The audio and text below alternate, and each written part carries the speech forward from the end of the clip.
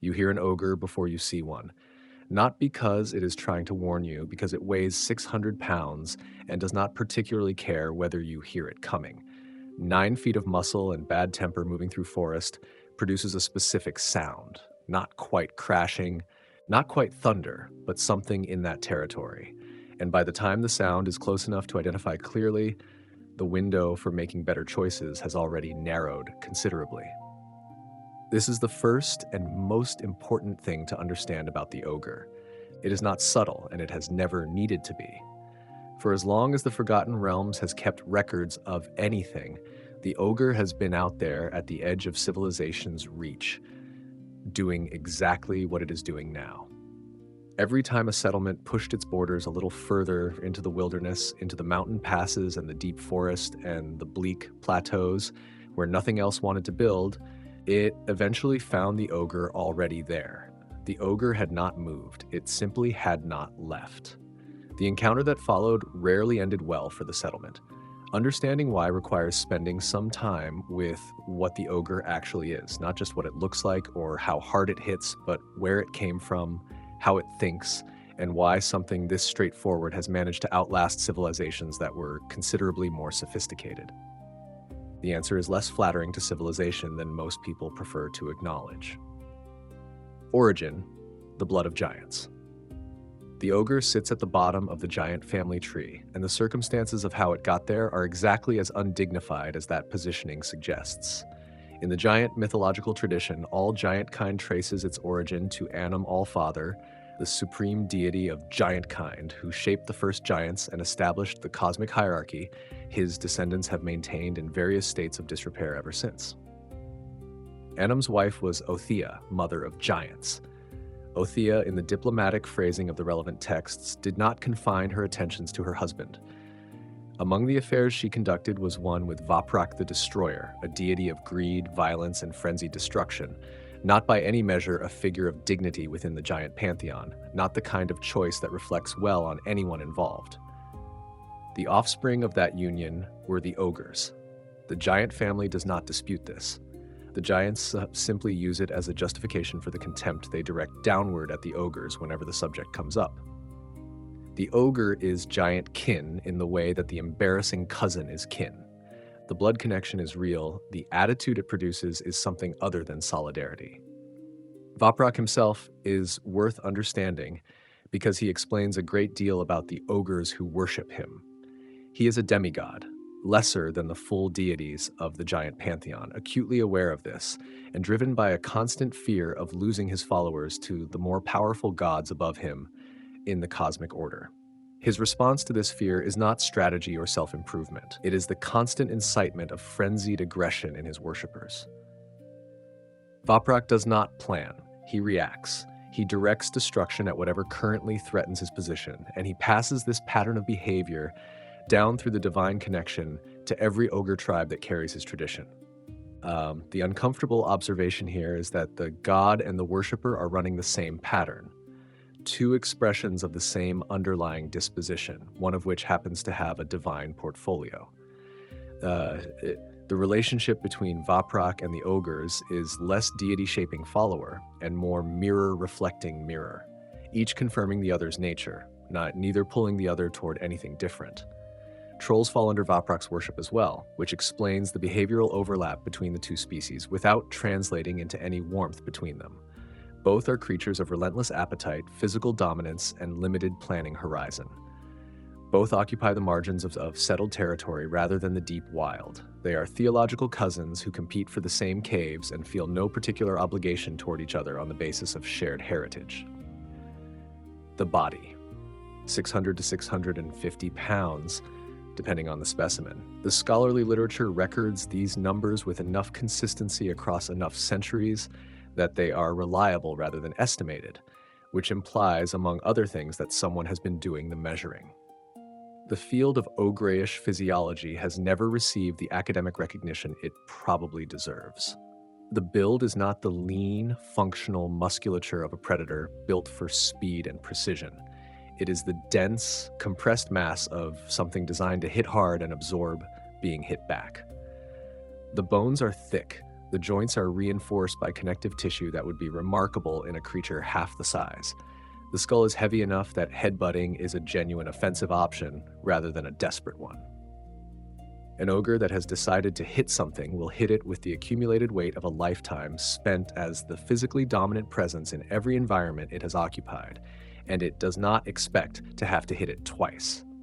The face reflects the rest of it. Heavy brow ridge, jutting jaw, blunt nose, deep-set eyes that sit behind that brow in a way that produces a permanent expression of either sullen disinterest or focused menace, with the difference between the two states being narrower than you would like. The skin is rough and thick and comes in earthen tones, yellows, grays, greens, browns, capable of absorbing minor damage that would matter more on a lighter frame. The teeth are substantial and designed for a diet that encompasses essentially everything organic. The blood is black. This detail appears in the anatomical literature across multiple centuries of independent observation and is by now well past the point of serious dispute.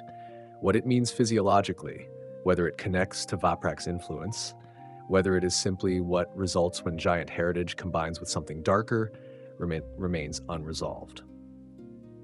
What it means practically is that the first time you land a cut on an ogre and discover the wrong color flowing, there is a brief moment of pure confusion before the rest of the situation reasserts itself. Several accounts note this moment specifically. It does not last long enough to be useful. The smell is the early warning system. An ogre's presence in a given territory is olfactorily detectable before the sound of movement and certainly before visual contact. The combination of a large body, a diet heavy in raw and frequently long-dead meat, and no interest whatsoever in the hygienic standards of the civilized races produces something that multiple independent sources describe as overwhelming, with no meaningful variation in that assessment across centuries of documentation. The experienced wilderness traveler treats this as a warning. The inexperienced one tends to learn the lesson once and remember it permanently. The ogre does not know you can smell it coming. Keep that. What it thinks about. The question of ogre intelligence generates more academic argument than it deserves. There are two unsatisfying positions, basically an animal and secretly more clever than it appears, and the truth sits in neither of them, which is inconvenient for scholars who prefer clean categories. The ogre thinks. It plans ambushes, recognizes opportunity, maintains social relationships however violent, worships a deity, and communicates in at least one language. These are not the behaviors of something without an inner life. The intelligence is genuine. It is also narrow in ways that have killed a great many people who underestimated the narrowness. The ogre's intelligence functions within a specific range of concerns: food, territory, dominance, acquisition, and produces reliable results within that range. It does not generalize. An ogre that has learned through repeated, costly experience not to attack a specific type of armed patrol has learned not to attack that specific type of armed patrol. That lesson does not extend to other types of armed patrols, to other situations, to anything outside the exact configuration that produced the pain. The learning is precise, and the generalization is zero. The temper is the most consistently documented behavioral characteristic, and it is worth being specific about what it is. It is not the sustained cold hostility of a creature nursing a grievance.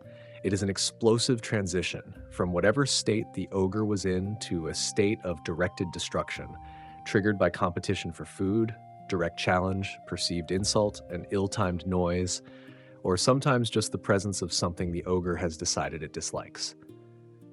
When this transition happens, the things within reach tend to break. Other ogres nearby give the individual space and weight. This is, in the specific context of ogre society, a kind of wisdom. The greed is equally fundamental and equally well documented. Ogres accumulate food and treasure, with the treasure being somewhat puzzling since a creature that cannot participate meaningfully in trade has limited practical use for gold. The pile of coins in the corner of the lair means something regardless. It represents successful taking, tangible evidence of the ogre's dominance over the things that previously owned those objects. An ogre will defend that pile with the same ferocity it brings to defending its food supply, and warlords who employ ogres account for this when designing their arrangements. The laziness that appears in most accounts is better understood as an energy conservation principle with a very narrow definition of worthwhile effort.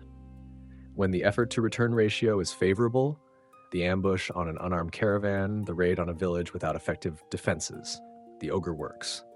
The laziness only surfaces when the situation requires sustained, organized effort over time, because that is the specific capability the ogre's architecture consistently lacks. Society and the tribe. Ogre social organization is minimal. This is the diplomatic phrasing. The undiplomatic phrasing is that ogres are very bad at society, and the evidence of this has been accumulating for as long as the historical record extends. The basic unit is the tribe, 8 to 30 individuals in the typical case, though the numbers shift depending on recent conflicts and the inevitable internal violence that follows periods of success.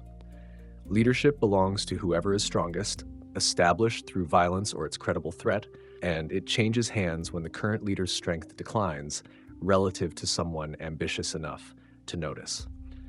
The transition is not ceremonious. It is not supposed to be. The new chief is established not by appointment, but by outcome. The chief's advantages are first access to food and treasure, and the authority to determine where the tribe moves and what it attacks. These are not small advantages in a world where food is the limiting factor on everything. The chief also carries the right to direct violence downward in the hierarchy without equivalent standing for response, which means the chief's temper becomes everyone else's immediate problem. The experienced subordinate in an ogre tribe develops a detailed ongoing read of the chief's emotional state and adjusts accordingly. Below the chief, rank is continuously renegotiated through the same mechanisms of demonstrated physical superiority that determine the chief's position. Females hold roughly equivalent standing to males based on the same criteria, physical capability, that govern everything else. The young are at the bottom, fed last, given the worst assignments, treated as not yet having demonstrated their right to better. This functions simultaneously as a social structure and as a selection process. The ones who reach adulthood in an ogre tribe have empirically demonstrated that they can survive one. Ogre tribes do not build, not from inability. An ogre can move large stones and fell timber, but from indifference to the sustained collective effort that permanent construction requires. They occupy caves that need no modification, take over ruins that someone else built for purposes the ogre has not thought to wonder about. The most elaborate ogre lair is simply the most convenient available pre-existing structure, minimally adjusted for the fact that its new occupant is 9 feet tall. The accumulated bones and broken equipment and hoarded coins are evidence of occupation. The walls belong to whoever built them. The instinctive distrust that ogres feel toward other ogres is the hard ceiling on ogre social organization. Two tribes not competing for resources avoid each other by preference. When competition forces contact, the result is either conflict or subordination, and either outcome produces an unstable group for as long as the hierarchy is contested.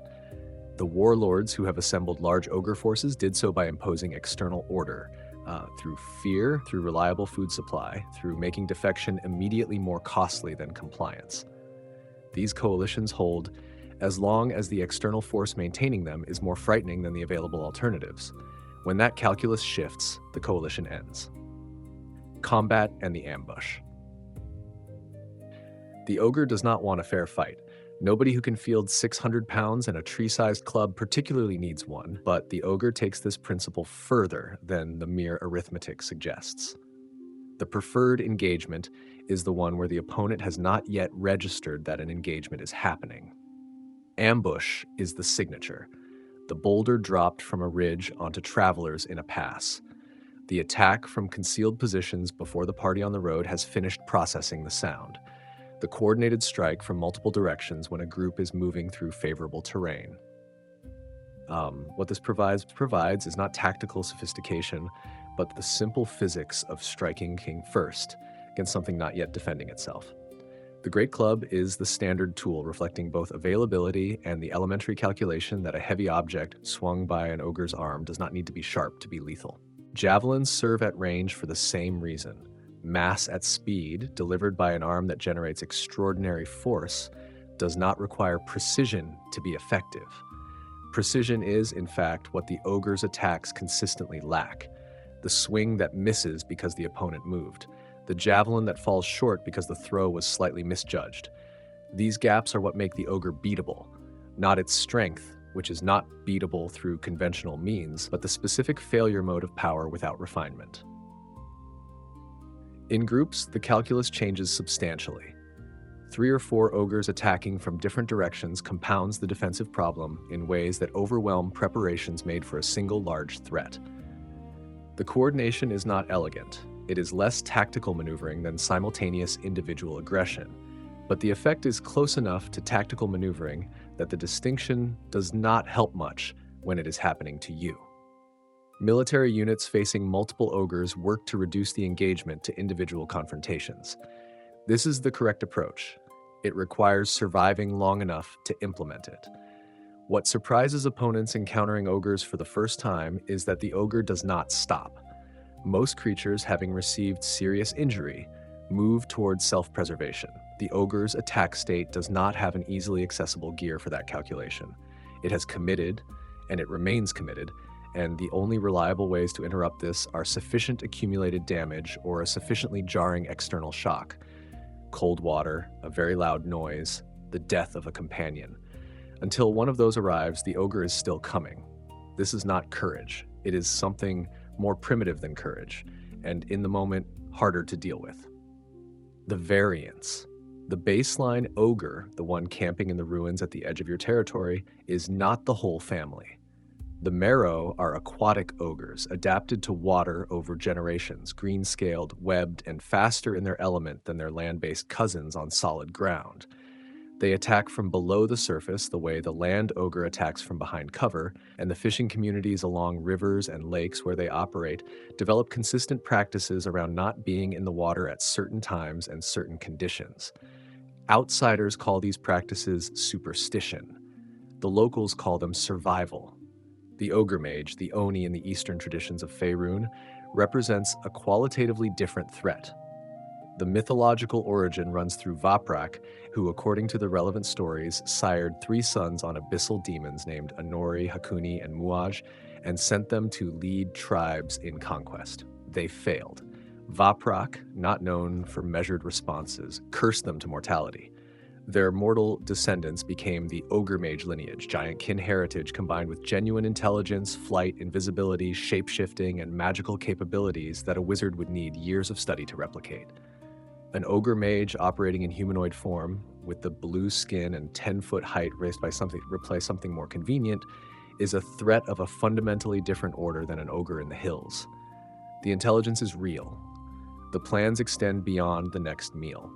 A community experiencing a run of unexplained misfortunes, missing people, and remarkable bad luck may have a different problem than it thinks it has.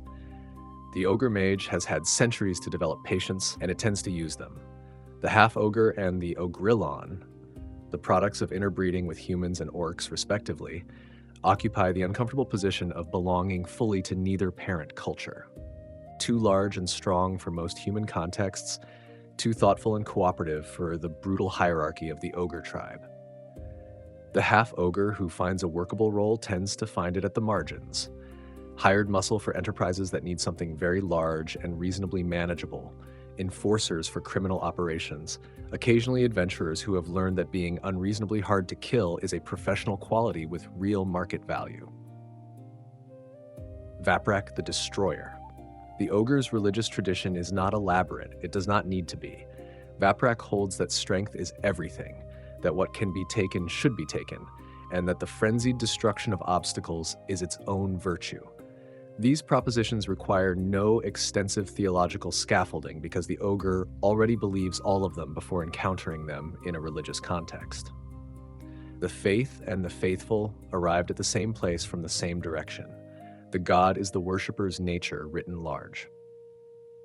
Vaprak's clergy is composed primarily of shamans, which reflects the reality that a formal priestly hierarchy requires stable institutions, and stable institutions are not something ogre social organization produces.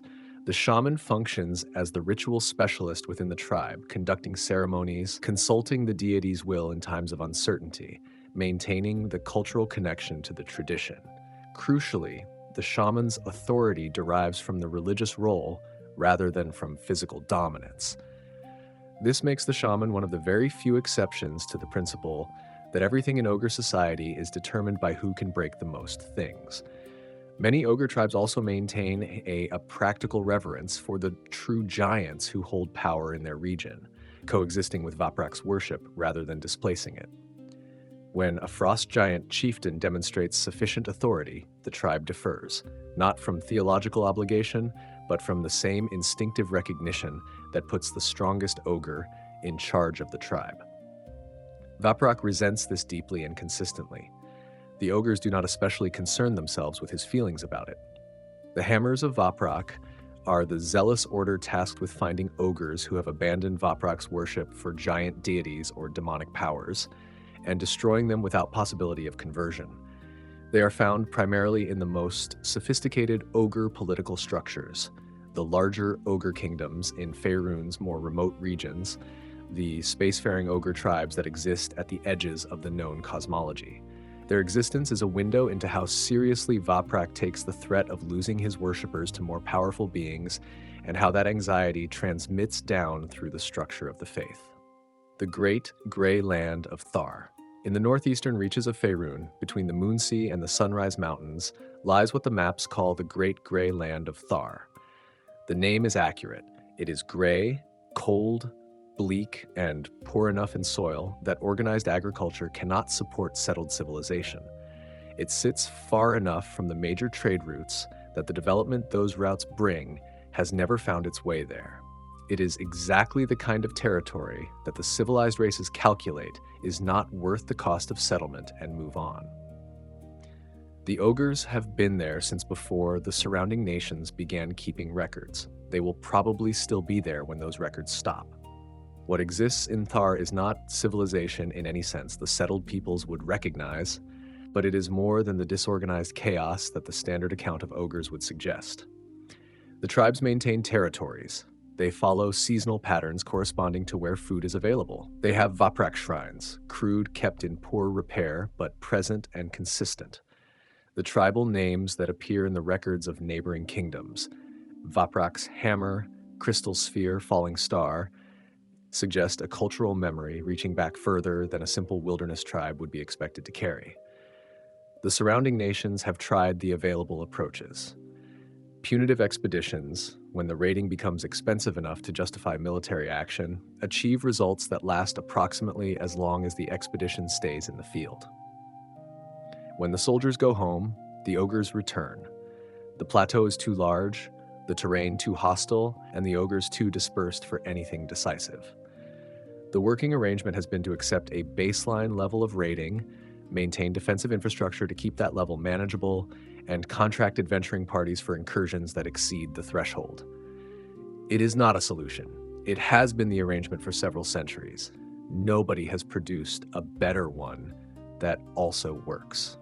What the Realms has learned, the ogre is not Faerun's most dangerous creature. It is not the most intelligent, the most organized, the most magically capable, or the most strategically effective. Prepared opponents who understand its limitations handle it. Organized militaries handle groups of them. The bestiary contains creatures that genuinely resist conventional killing.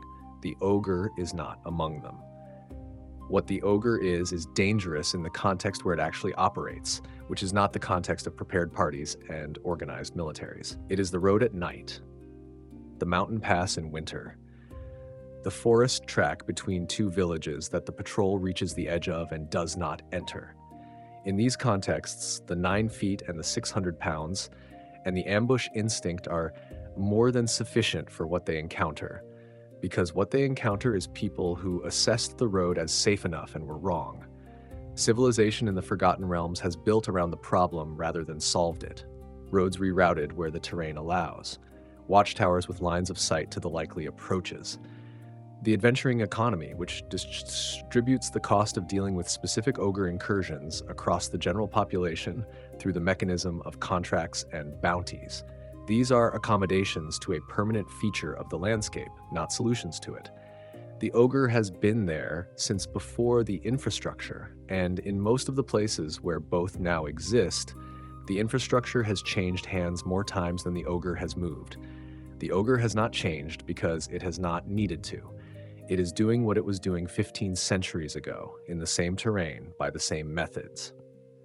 The world has changed considerably around it.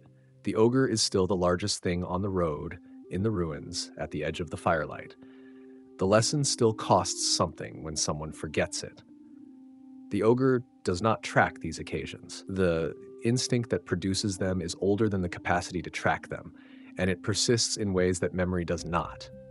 Moving toward the food source, applying the club, taking what can be taken. It has worked for a very long time. The ruins it camps in are evidence of that. So are the ruins that surround it, built by people who thought the problem would eventually be resolved, and who are now part of the archaeology while the ogre walks on through the landscape that was once their achievement. The language and the long memory. Ogres speak giant. Giant. The language shared across the entire giant family, from the cloud giants at the top who prefer not to acknowledge the connection to the ogres at the bottom who do not particularly care about being acknowledged.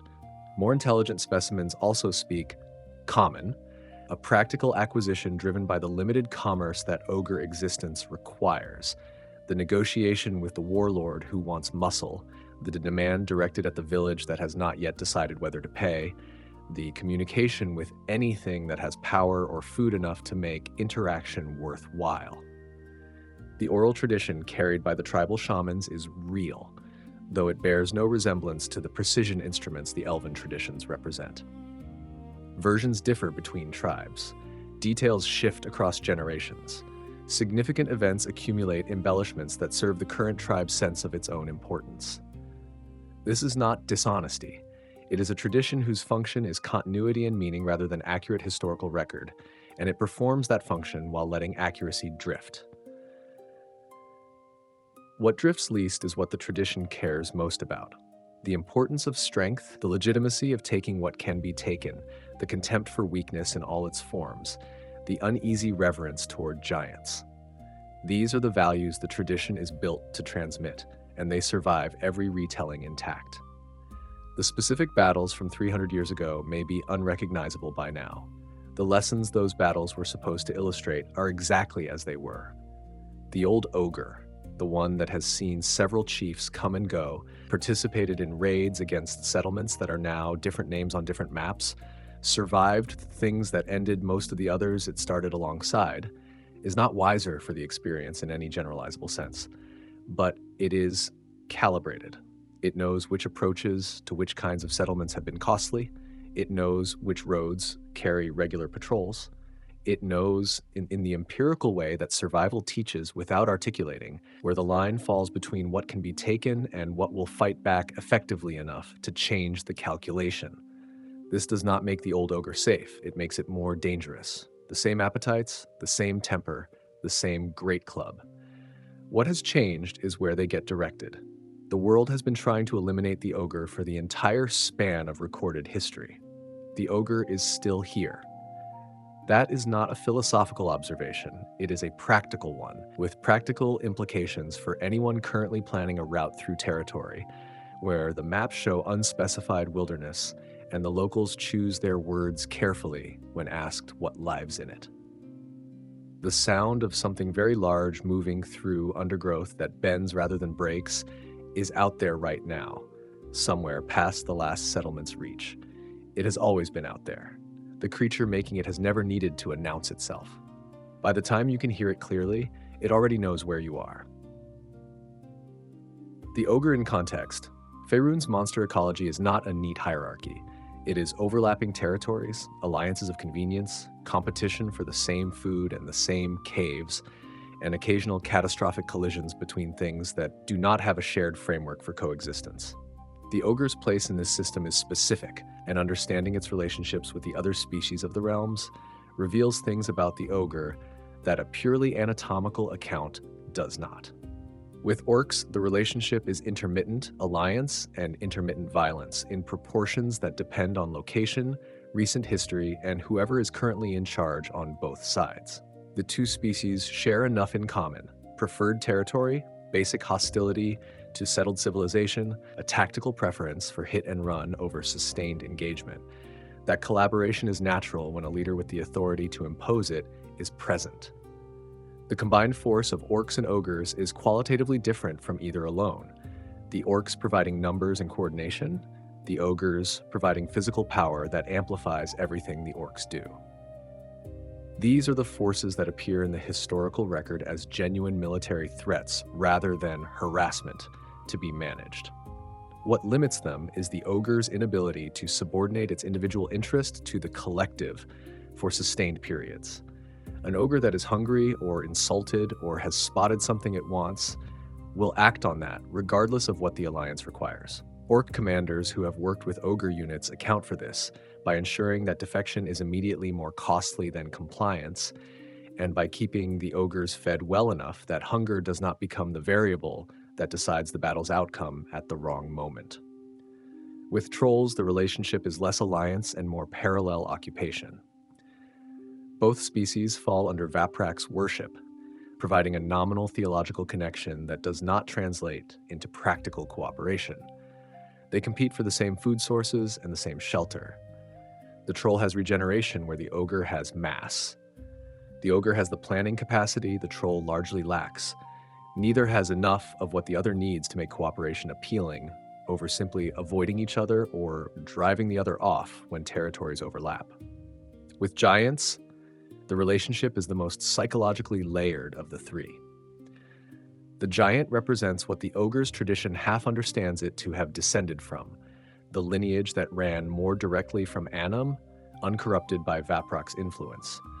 The ogre's instinct to defer to giant authority does not follow from Vaprak's theology, which holds that no authority is legitimate except demonstrated strength. It runs deeper than the theology. It is something in the blood that recognizes the lineage it came from and responds to it before the theology can weigh in. A frost giant chieftain who establishes authority over an ogre tribe finds the arrangement relatively stable precisely because of this. The deference is not coerced exactly. It is recognized.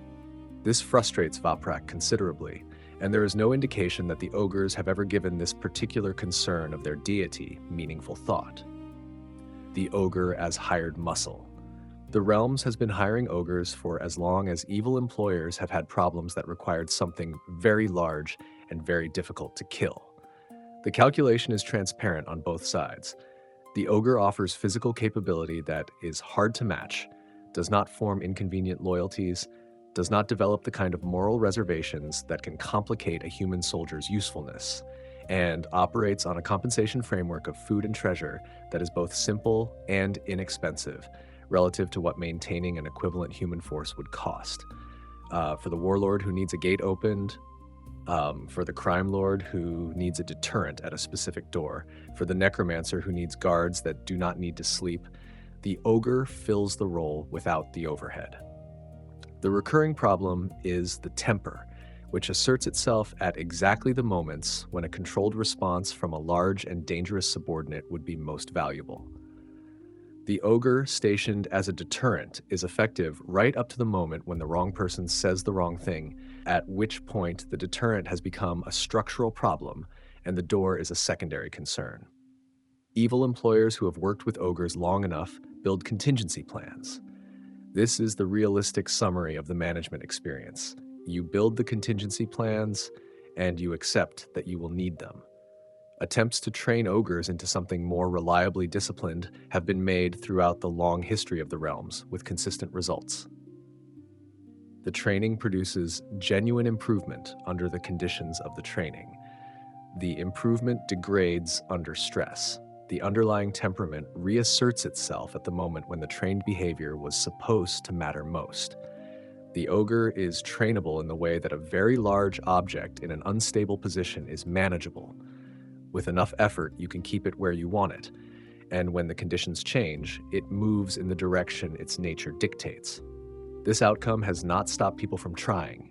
The optimism that produces these attempts recurs every few generations, with someone who believes they have found the approach that the previous failures lacked. The ogre's record against this particular form of human optimism remains unblemished. The long count, Faerun is old. The ogre is older than most of what currently lives in it.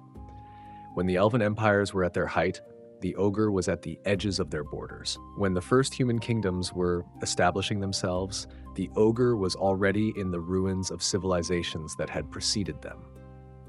When the spell plague tore through the realms and restructured the fundamental rules of magic and the relationship between Toril and Abair, the ogre adapted the way it adapts to everything by continuing to be an ogre in whatever shape the world currently had.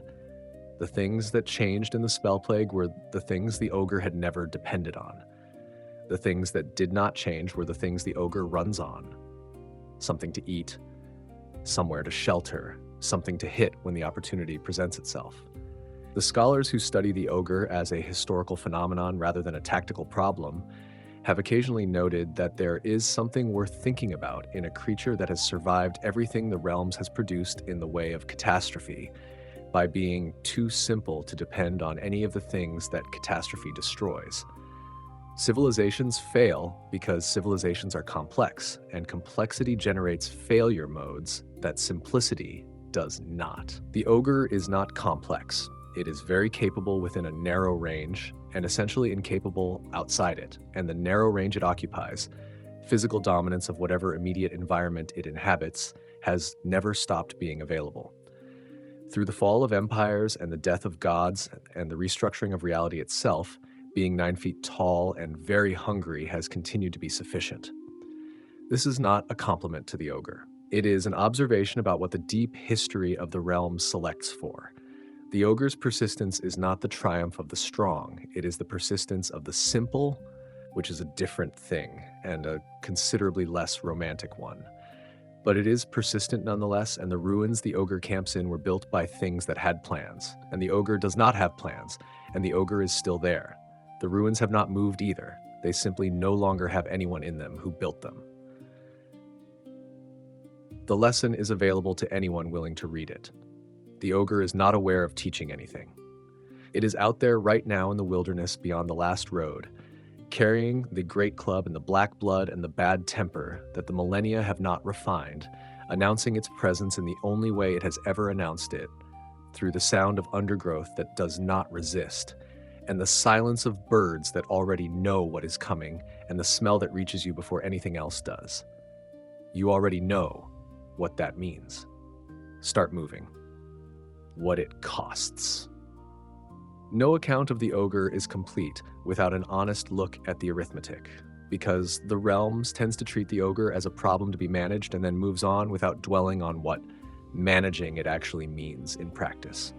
The ogre does not raid military installations. It does not test fortified walls or challenge organized patrols. It operates in the gaps, the road at night, the farm at the edge of the settlement's effective protection, the travelers who miscalculated the risk and are now in the kind of trouble that cannot be negotiated out of. The people the ogre takes are not the people the realms deploys to deal with it. They are the people who were simply there, in the wrong place, when something 9 feet tall decided that the effort to return calculation was favorable. The watchtowers help, the rerouted roads help, the adventuring bounties help. None of them eliminate the underlying reality that between any two settled places there is wilderness, and in the wilderness there are ogres, and the ogres were there first and will probably still be there last. The infrastructure that civilization builds around this reality is an accommodation, not a solution, and the difference between an accommodation and a solution is the difference between accepting ongoing losses and actually stopping them. The realms has never found the solution. It has refined the accommodations over several thousand years to a level of functional competence that keeps the losses within a range the surrounding civilizations can absorb. This is not nothing. It is also not a victory. And the people who make up the ongoing losses, the ones the ogre accounts are tallied by, the farmers and couriers and travelers who went into the wilderness and did not come back, are not particularly consoled by the long-run strategic picture. The ogre does not track this arithmetic. The ogre has no concept of it. The ogre knows the food source and the terrain and the direction from which danger typically approaches, and it continues to apply this knowledge with the persistence that 15 centuries of survival has built into it. There is no malice in this, exactly. There is appetite, and there is the capacity to satisfy it, and there is an absence of anything that would constitute a reason not to. This is not a mystery to be solved. It is a condition to be managed. The Realms has been managing it for as long as it has had records of anything, and the management will continue for as long as the wilderness exists and the ogre has access to it, which is to say, indefinitely. The sound of something very large moving through the undergrowth at the edge of the settled world has not changed. It was the sound at the edge of the first settlement, and it is the sound at the edge of the latest one, and it will be the sound at the edge of whatever comes after. The Realms learned what that sound means a very long time ago. The ogre did not have to learn anything. The ogre simply continued to be what it always was, in the wilderness that has always been there, at the edge of everything people build that eventually becomes ruins. It is still there. It is always still there. The birds know, the deer know, the experienced wilderness traveler knows. Now you know too. The question, the scholars do not ask. There is a question that appears occasionally in the personal notes of scholars who have studied the ogre for long enough to be uncomfortable with the implications of what they have found, and that does not appear in the formal literature, because the formal literature prefers conclusions that do not unsettle the basic assumptions of the work. The question is, what does it mean that the ogre is still here? The comfortable answer is that the ogre is hard to kill and the Realms is large, and the commitment required to eliminate the species would exceed what any organized power has ever been willing to sustain. This is true. It does not fully answer the question. The less comfortable answer is that the ogre occupies a role in the Realms that the Realms has consistently found a use for, not in the sense of wanting it, but in the sense of organizing around it. The adventuring economy exists partly because of the ogre. The military procurement decisions of every kingdom near contested wilderness account for the ogre. The settlement patterns of communities expanding toward new territory are shaped by where the ogres already are. The ogre is built into the structure of how the civilized realms functions as a constant against which that functioning is calibrated. Remove the ogre, and something adjusts. The economy adjusts, the settlement patterns adjust, the military doctrine adjusts. The adjustments are not necessarily worse than the current arrangement, but they represent changes, and changes have costs. And the Realms has spent several thousand years achieving a workable equilibrium with the ogre, rather than a permanent resolution to it. This may be too cynical a reading, or it may be exactly accurate. The scholars who notice this pattern tend not to pursue it in print, because the logical endpoint of the argument, that the ogre persists in part because the world has built itself around its persistence, is not a conclusion that anyone in a position of authority particularly wants to acknowledge. The ogre does not know any of this. The ogre does not know it is embedded in anyone's strategic calculations. The ogre knows the food source and the terrain and which direction the patrol usually comes from. That has been sufficient for a very long time. The oral tradition. Ogres speak giant, the language of the entire giant family, from the cloud giants who prefer not to acknowledge the connection at the apex to the ogres who do not care about acknowledgement at the base. Smarter specimens also speak common, an acquisition driven by practical necessity, negotiations with warlords who want muscle, demands directed at villages deciding whether to pay, communication with anything that has enough food or power to be worth the effort. The tribal shamans carry the oral tradition, which is real, but which bears no resemblance to the precision traditions the elven cultures maintain. Versions differ between tribes. Details shift generation by generation. Events that were significant accumulate embellishments that serve the current tribe's sense of its own importance. The tradition is not a record. It is a vessel for values, and the values survive intact through every retelling, while the specific history drifts. What drifts least is what the tradition cares most about: the primacy of strength, the legitimacy of taking, the contempt for weakness, the uneasy reverence toward giants.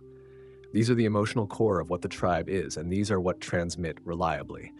The specific battles from 300 years ago may be unrecognizable in the current version.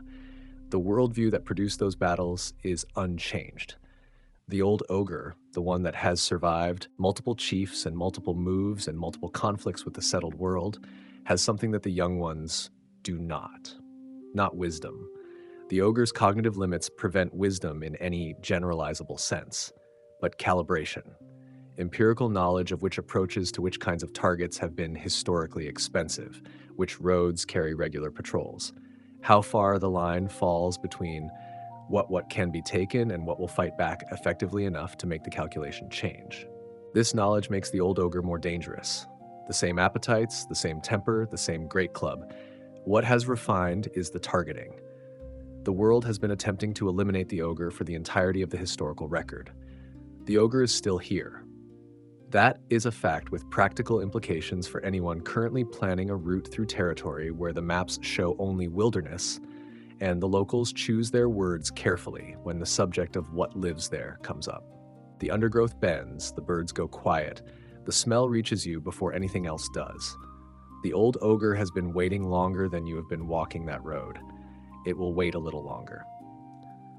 The half-breed and the margin. The ogre's relationships with other humanoid species are not purely adversarial, though adversarial covers the majority of the interaction.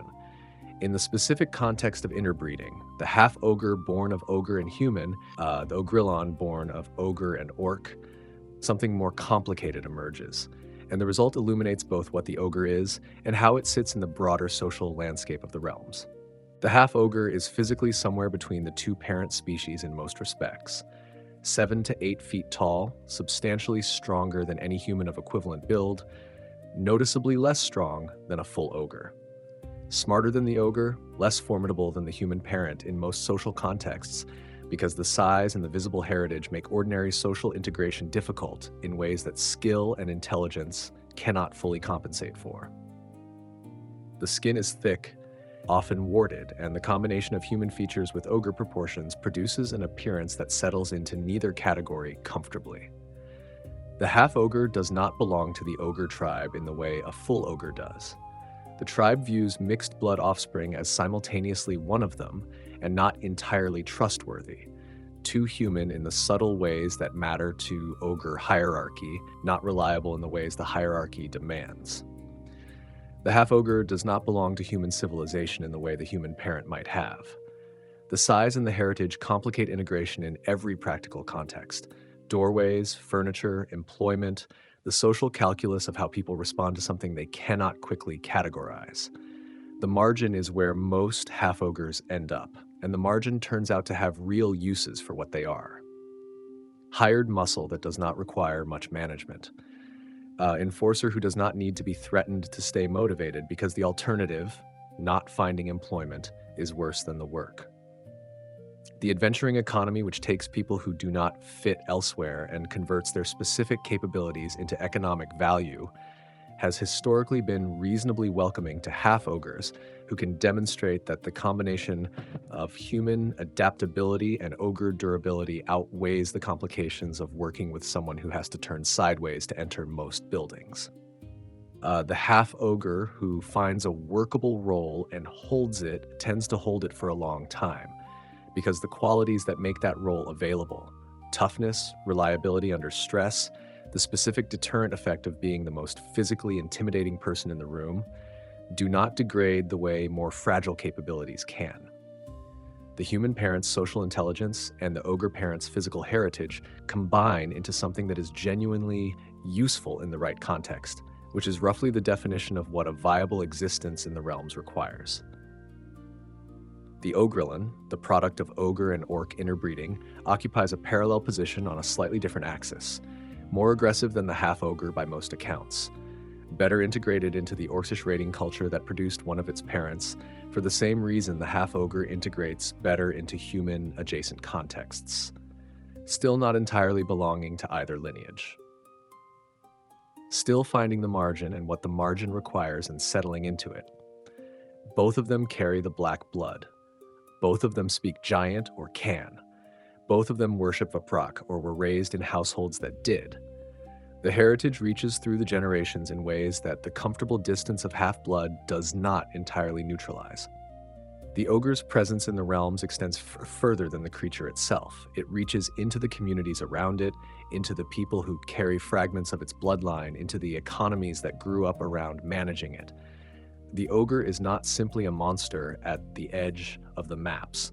It is a condition of the landscape, woven into the realms at every level where the wild and the settled meet. The wild has not retreated, the settled has not advanced far enough or held long enough to change that. The condition persists. Out there, in the dark, beyond the last firelight, the largest thing on the road is already moving. It has been moving since before the road was there.